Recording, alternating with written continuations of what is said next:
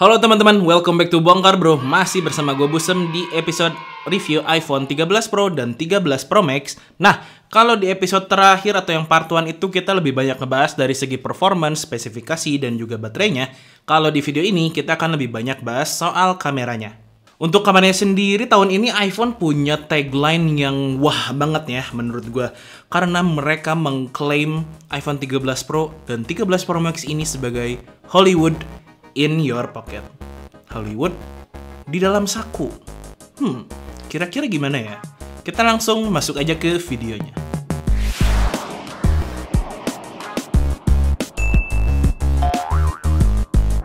Untuk seri iPhone 13 Pro dan 13 Pro Max ini tuh ada 3 buah lensa yang digunakan ya. Dan yang seperti kita lihat ini tuh kamera bumpnya tuh tebel banget. Tapi cukup wajar sih mengingat ada banyak improvement yang dilakukan oleh Apple ke dalam si 13 Pro ini. Untuk lensanya sendiri ini ada lensa telefoto dengan aperture 2,8. Terus untuk lensa ultra wide dengan bukaan maksimal 1,8. Untuk jangkauan pandangnya di sekitar 120 derajat. Dan terakhir ada juga lensa wide-nya ini di 1,5 aperture. Selain itu ada juga tambahan LiDAR scanner yang katanya ini akan mengimprove kualitas pada saat low light dan juga autofocusnya. Nah, untuk zoomnya sendiri, secara optical zoom dia bisa sampai 6 kali zoom, tapi kalau untuk digital zoomnya tuh bisa up to 15 kali. Tapi tetap ya, untuk megapikselnya sendiri iPhone masih stay di 12 megapiksel, beda banget sama Android yang udah mulai main di 48, bahkan sampai ada yang 100 megapiksel. Tapi yang gua kaget dari iPhone 13 Pro dan Pro Max ini tuh mereka mengimplementasikan sensor shifting di dalam sistem kameranya. Yang biasanya itu tuh baru dipakai di kamera-kamera mirrorless gitu sih, setahu gua. Nah, kalau buat video recording, iPhone ini tuh bisa mencapai 4K 60 fps dengan format Dolby Vision. Itu wah banget sih ya sebetulnya. Tapi dengan klaim mereka yang Hollywood in your pocket menggunakan fitur cinematic mode, which is itu adalah software processing dari gambar yang diambil, bukan dari kapasitas lensanya. Sayangnya cinematic mode itu terbatas hanya di 1080 30 fps aja. Tapi daripada bingung ngomongin soal spesifikasi doang, kita langsung bahas aja kali ya performa dari kameranya seperti apa dalam dua sudut pandang.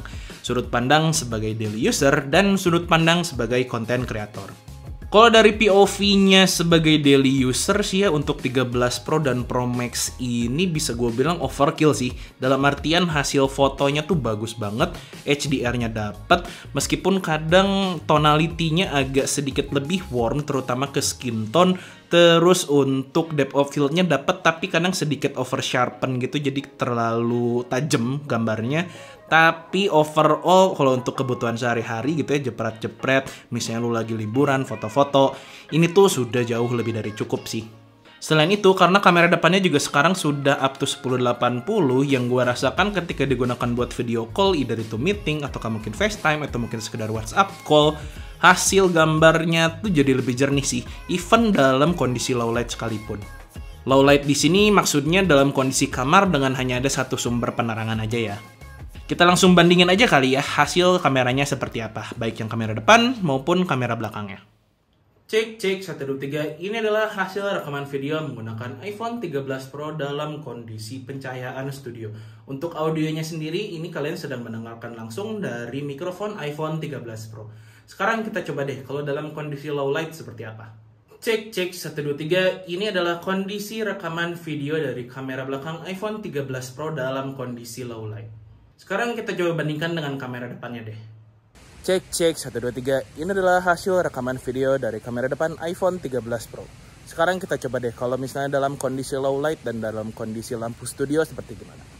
Cek 1, 2, 3, ini adalah hasil rekaman video dari kamera depan iPhone 13 Pro dalam kondisi pencahayaan studio.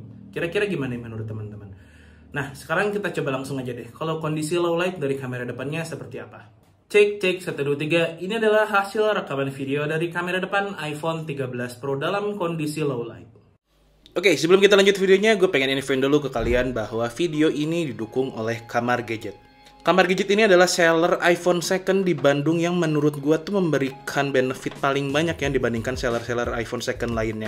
Pertama dari barang-barangnya aja nih bisa kita lihat, mulai dari yang iPhone X sampai dengan yang iPhone 13 sekalipun, ini tuh barangnya masih pada mulus-mulus ya. Dan selain itu mereka juga memberikan garansi 1 bulan ketika ada produk yang bermasalah, cacat di layar misalnya atau di speaker, untuk hardware-nya mereka akan menggantikan dengan unit yang baru. Selain itu juga mereka memberikan garansi selama 1 tahun untuk gratis servisnya. Belum lagi sekarang tokonya pindah ke tempat yang lebih besar, jadi untuk pembelanjaannya itu akan lebih nyaman juga. So make sure aja kalian follow Instagramnya di @kamargadget. Kita langsung lanjut aja ya ke videonya. Oke, sekarang kita lanjut ke bagian yang dari segi sudut pandang sebagai konten kreator. Kalau ngomongin soal konten kreator, terutama gue sebagai YouTuber gitu ya, yang membahas produk-produk, yang dibutuhkan pertama itu lebih ke videografinya sih, instead of fotografinya. Dari segi foto, sebetulnya kamera iPhone ini sudah jauh lebih dari cukup ya. Baik itu untuk foto produk makanan kah, foto model kah, foto fashion kah. Gua rasa sih iPhone 13 Pro ini tuh udah mendekati kualitas kamera mirrorless. Begitu pula untuk kualitas videonya. Si iPhone ini bisa dibilang memiliki kualitas video yang paling bagus ya apabila dibandingkan dengan kelasnya smartphone. Meskipun kalau menurut gue selama pemakaian hampir 2 minggu ini mereka masih over promise ya. Dalam artian terhadap tagline-nya yang tadi Hollywood in your pocket, kualitas videonya dengan fitur cinematic mode-nya itu masih belum sampai situ sih. Komplain utama gua di dalam cinematic mode-nya itu jadi kayak gimana ya? Apabila dibandingkan dengan trailer-trailer yang Apple kasih di official YouTube-nya pada saat keynote, jadi jomplang banget sih. Karena untuk proses pembuatan film itu kan nggak melulu hanya dari kualitas kamera dan lensa yang digunakan ya, tapi dari segi pencahayaan juga itu lebih penting daripada si kameranya. Nah, kemarin juga kita udah sempat upload kan tuh satu video atau satu film pendek menggunakan iPhone 13 Pro ini. Dan itu diambil menggunakan mode sinematik yang kurang sinematik aja gitu rasanya, karena pencahayaannya nggak disetting yang segitunya. Belum lagi dari segi blurnya sendiri atau bokehnya sendiri yang gue rasakan itu masih artificial sih. As in itu memang karena processing software-nya untuk menciptakan bokeh, bukan karena kapasitas atau kemampuan si lensa dan sensornya. Misalnya aja nih, gue bikin scene ulang dari yang dilakukan oleh Apple dalam trailernya. Blur di bagian keribonya si Bro Dani tuh kurang natural aja sih. Ada bagian atau detail-detail yang hilang. Beda banget dengan hasil yang disampaikan oleh Apple dalam video trailernya.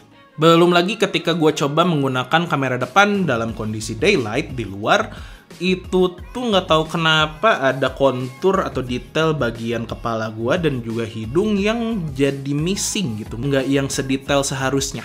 Gue bukan yang bilang jelek ya untuk hasil video dan kameranya, terutama dalam cinematic mode-nya itu, karena memang Apple dengan 13 Pro-nya ini stepping up the game a little bit ya dalam smartphone kompetitor, terutama dalam video making-nya.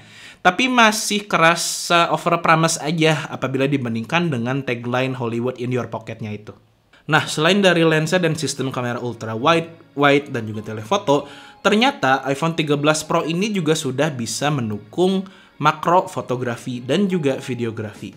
Yang sayangnya ini adalah satu hal yang gua rasa jadi kekurangan atau kelemahan dari iPhone 13 Pro ini. Bukan karena kualitas gambar yang dihasilkan, karena makro fotografi apabila diambil dengan menggunakan iPhone ini tuh hasilnya cakep banget. Dari detailnya dapat, blur bokehnya dapat, tapi tidak ada opsi manual untuk mengganti settingan dari wide ke makro ataupun sebaliknya. Jadi kalau iPhone ini gue deketin ke satu objek nih ya, dan mendekati focal length tertentu, si lensanya tuh akan otomatis berubah ke lensa makro. Yang kadang ketika proses pembuatan gambar ataupun video, itu tuh jadi sedikit mengganggu sih kalau untuk keperluan gue. Kemudian dari segi video recording, memang tidak ada transisi ketika gue mendekatkan objek. Jadi lensa wide tetap di wide, nggak yang tiba-tiba berubah ke makro. Tapi misalnya gue ngambil dari makro nih, dari awalnya dekat, terus gue tarik menjauh, itu tuh akan kelihatan banget transisinya. Belum lagi ketika digunakan dalam kondisi low light, baik itu untuk fotografi maupun videografi. Yang gue rasakan sih hasilnya masih kelihatan banget ya, ketara banget graininess dan juga noise di sekitar gambarnya. Yang apabila dibandingkan dengan kamera mirrorless, kata Pro-nya ini tuh jadi kurang kerasa aja gitu. Tapi tetap untuk ukuran smartphone dan juga untuk lini iPhone, kamera di iPhone 13 Pro dan juga Pro Max ini tuh so far bisa dibilang yang terbaik ya, yang pernah iPhone buat. Tapi kalau untuk kepentingan konten kreator atau mungkin filmmakers, rasanya sih bakal agak sulit ya dengan kondisi software dan juga hardware yang sekarang. Tapi mungkin akan lebih matang lagi sih teknologi cinematic modenya ini dalam 1 atau mungkin 2 tahun ke depan. So, kurang lebih itu aja yang bisa gue sampaikan dalam review kamera iPhone 13 Pro dan juga iPhone 13 Pro Max dalam video ini. Sorry kalau banyak kekurangan dalam review ini mengingat keterbatasan ilmu gue dalam fotografi dan juga videografi. Silahkan like video ini kalau kalian suka atau dislike kalau kalian nggak suka. Terima kasih banyak sudah menonton. Gue Busem, and until next time, stay humble and positive.